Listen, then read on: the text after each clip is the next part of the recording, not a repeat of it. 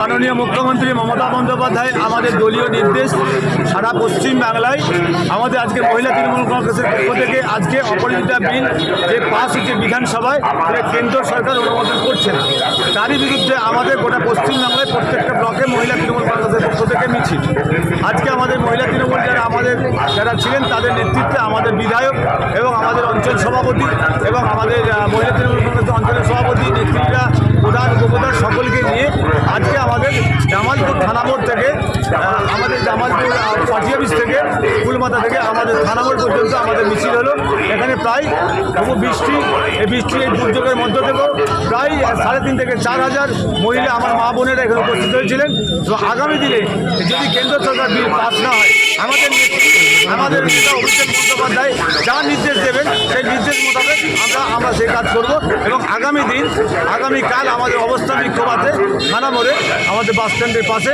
আগামী দিনে প্রত্যেকটা মহিলা তৃণমূল কংগ্রেস এবং মহিলাদেরকে আরও সজাগ হতে বলছি, কারণ আপনারা বিভিন্ন জায়গায় দেখেছেন এবং আমাদের মাদেরকে নিয়ে যেভাবে লড়াই করেছে এবং বাংলায় একমাত্র বাংলায় সুরক্ষিত আছে আমার মা বোনেরা। মাননীয় মুখ্যমন্ত্রী মমতা বন্দ্যোপাধ্যায়ের নেতৃত্বে মামাটি মানুষের সরকারের নেতৃত্বে আজকে আমরা শান্তিতে আছি, ভালো আছি। সেই জায়গায় আমাদের বিলটা যদি পাস হয়। কর্মসূচিতে আজকের যে মিছিল আপনারা করলেন মহিলা কংগ্রেসের পক্ষ থেকে, কি উদ্দেশ্যে এই মিছিল? আজকে আমাদের মিছিল হলো মাননীয় মুখ্যমন্ত্রী মমতা বন্দ্যোপাধ্যায়ের নির্দেশে আজকে প্রতিটা ব্লকের মতো আজকে আমাদের জামালপুর ব্লকেও শিশু ও মহিলা সুরক্ষার দাবিতে বিধানসভায় অপরাজিতা বিল আইন পাস করেছিল।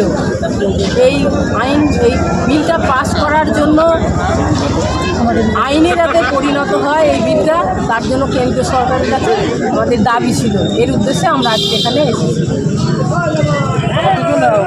কত মহিলা আজকে উপস্থিত ছিলেন?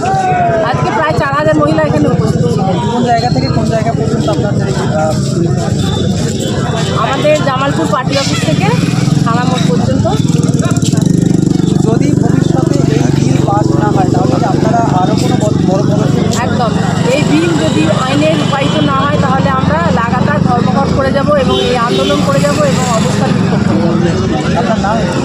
আপনার নাম বলুন। আমার নাম শোভা দে, আমি জেলা পরিষদের মেম্বার।